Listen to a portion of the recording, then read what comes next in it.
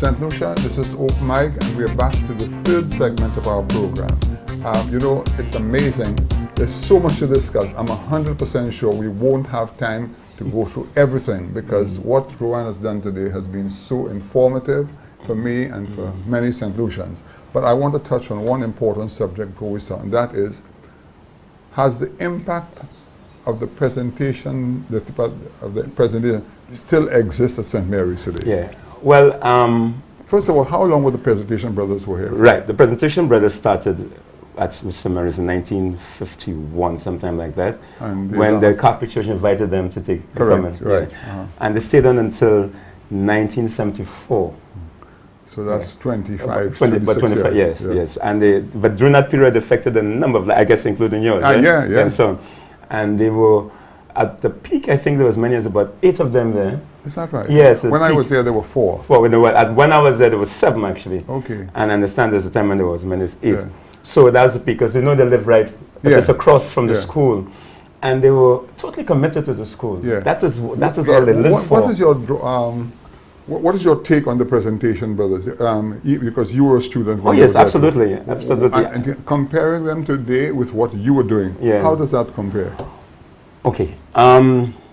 The Presentation Brothers, like I said, being a religious order and having very limited lives outside of school, focused entirely on this education journey, and they did many more things than just the St. Mary's. You know, Brother McCartney, remember him? Very well. Yeah, the singing. Yeah. That's right. He was the music teacher. Yeah, you're right. He was the one who was instrumental in managing the entire Cambridge program in St. Lucia. You know, all of the schools who did the GC in those days, he was the representative here. I remember. So he did all of these different things as well. So the brothers were committed to education at a very fundamental level. Yeah.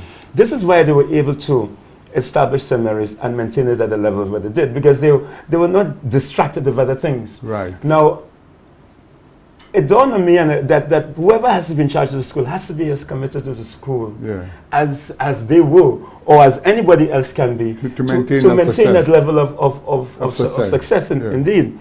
I try to do that. I try to give my time to the school. I think you've done very well, honestly. As much as I can, and I go there all the time, and so I give.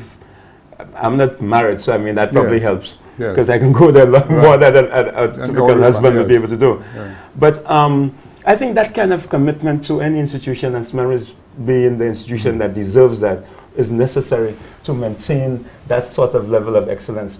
The boys have to see you. You know, these boys at the school, I've dealt with thousands of boys over the time when I've been there.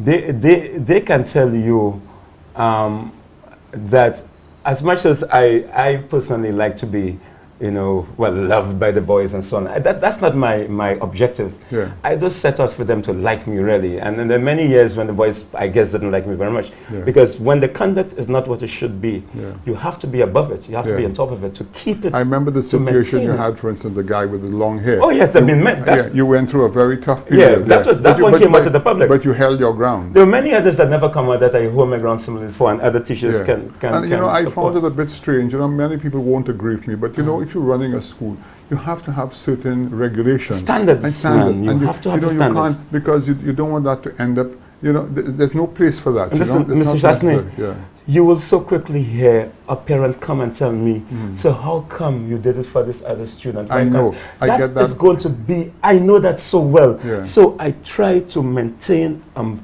minimum and, if possible, excellent standard in every area. Yes.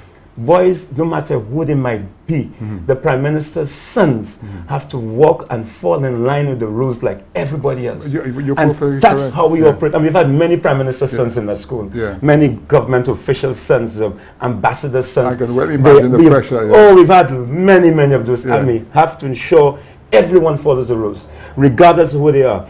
So nobody can point a finger at us and say, you let this boy do it, why can't I do it now, too? I want to say something. Comparisons are odious, okay? Yes, I know. But just out of comparison, how do you compare St. Mary's today under your stewardship versus, say, when the Presentation Brothers were there? When you were at school, you said about 400 students. Yes, 450, I think, yes. With the brothers, okay? So you're talking, now that's already a big difference, yes. Okay? But as you say, and plus the fact that times have changed, people have more latitude in life. Yes. They're free to say what they want. You have to be more flexible. Right, like I often you're say, threatened to go to court. I've been to court already, you know. Is that right? I've been taken to court by a parent who thought I was applying a rule too stringently for her son. I didn't know that. Yes, she took. The reality is that she should not have taken me to court. She should have been taking the school. Not just the school, the Ministry of Education to court. Because they're the ones. Yes, but I didn't mind. I didn't mind going there and fighting the kids. And you know, the judge has not ruled. The boy has left school and the judge still has not ruled. That's another matter by itself. But you're asking, what is the question you're asking? Yes, I was trying to say the level of teaching. Oh yes, comparison. Yes, right. Now, you say comparisons are just, and I agree with you. I don't like to do it because things are never quite the same. Yeah. But let me just let you know that I mentioned earlier in the pass rate being 97% last year. Yeah. The school has never been in that range in its history for pass rates. Okay. Never ever. A school as good as the school was before, we never had 97% pass rate. In fact, I will tell you, when I did GCE, that was 75 or sometime mid-70s. In my year, a group of boys, there were about 30-something boys, got no passes at all that year. I remember very well. Yeah. And I had to go back to the school. They created a special class for them. They call them, there was 5A, 5B, 5S. Just called it 5 special in those days. 5, and you know when you're that B stream, but you're doomed for life. Yeah, you're doomed, Well, you know what, brother? Mr. Andrew said, you were in Form B, never to be. Well, that's what it was. So there's A, B, and S. That year, they created a 5R. Wow. Repeat. So many boys failed, they had to come back to the school. And that's what happened then. And you put that down to what? That was, I'm talking about 1970 something. Would that have been the teaching? Maybe the boys, for that some reason, were distracted that year. But now, if we have one boy who does as bad as that, that's a crisis for us, you know. One boy. We never had, in the past 10 years, but that's amazing. No boy has never failed every subject, you know. It's just unheard of now. We had 2 years ago a boy failed 4 subjects. And that was a disaster. Horrible, a disaster. The boys in the class would totally put off because it kept down their overall pass rate.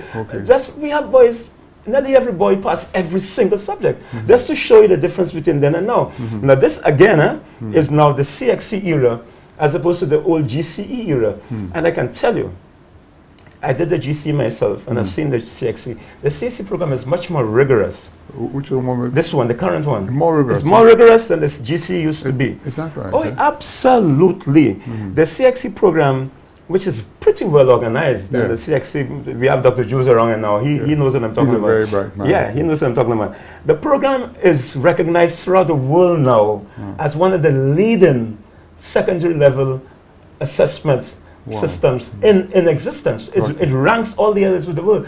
One of the reasons for this, they have this SBA program which allows students to do work at school, which contributes directly to the grade they get when they do the final exam, which didn't exist in our time. It was just the one exam. You sit down in the room, you write the exam. If you do well, you get a high mark. If you're sick and you do bad, you fail, and that's it. But now with the SBA, there's that possibility. And those who put in an effort in the SBA, school-based assessment, get a better grade for the final score when they get the exam results. This is one area. And the whole, the level where CXC covers itself to make sure that bases are being dealt with effectively, allows the exam to be a far more effective method of assessment. So now, when you get a boy who passes 8 CXC subjects, now he has done something, and you can depend on him to be able to function at least at that level when he goes into the workplace. Now you say that they go away. Do they go abroad to study? Yes. Where they go to the UE? Right. We have all kinds of universities now, because we have universities here as well. Yes. You have Monroe College, which is doing an excellent job. Oh, is that right? Huh? Yes. We have boys going to Monroe. I mean, I went to graduation a couple of years ago, and there were about something like, I think, 16 of our boys graduating. Now, these are boys who left over a period of 3 or 4 years who all went back. Now, a question for you, just for difficult for you to answer. Having graduated there, are they being frustrated with the lack of jobs? Boy, no, that's another level now. I fear another statistic that I have to give you is when we put out 130 boys every year. Maybe as many as half of them migrate, or they go to study and don't come back. But at least one good thing, at least they're making a success of their life. Oh yes, absolutely. And many of them will but come back from time to time anyway, and you know, they become part of a structure and solution eventually. But you're right. They're not a failure individually, but there's a kind of a reflection on our system. Having invested in those people, we're not benefiting from exactly. And a lot of them come back because they say there's nothing to come back to. I know. I see them. They come back for vacation. They come to visit us in the college. They're in Massachusetts and they're in Connecticut and all over doing things. A lot of them are professionals. So I said, when they come back to do something for solution, Mr. Sian, I mean, what really can I come and do here? What's here for me? You know, that question, it really when I went to school, there were two guys, I remember. They used to come first and second all the time. And I met both those guys in the last 2 to 3 years. One, believe it or not, he took a job in the government. That fellow was so bright. He came in at 15 as an intending teacher. He jumped in 1 or 2 classes, and he actually ended up teaching me at the school. He was together in the same form, ended up teaching me. He just wasted away. Another guy who used to come. He's still here. Another one, I hadn't seen him for a long time, maybe 25, 30 years. And then I was in Soufrière, and I saw him running a gas station, and he still wore the felt hat. I remember when he was in school. And I said to him, I don't want to call the name, he said, well, you know, and just quiet. He's a very quiet guy. And that guy could have done anything, you know, but that was then. He didn't have the opportunities, you know, which is shameful, you know. Yes, it is. It is. Now, going back to the students, in my time too, the brothers concentrated heavily on sports. Yes. I remember, for instance, we used to have a water polo team. We had a football team. We had cricket team. We had athletics. Does that still take place? Yes, it takes place, but not quite at the level. That's one of the changes I must concede. In your time, even in my time, we had a 6th form at St. Mary's. The boys who were 18 years old. Right.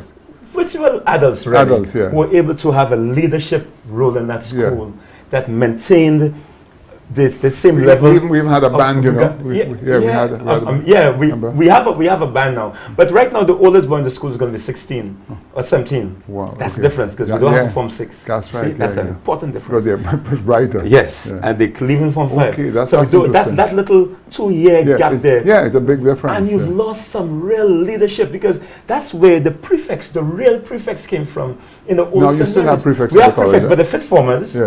Who, you know, more or less the same as. How many prefects you have? We have about 35 prefects. Wow.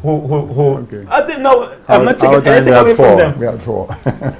We had 4 prefects in my time. My goodness. Even in my time, they were about 19 or 20.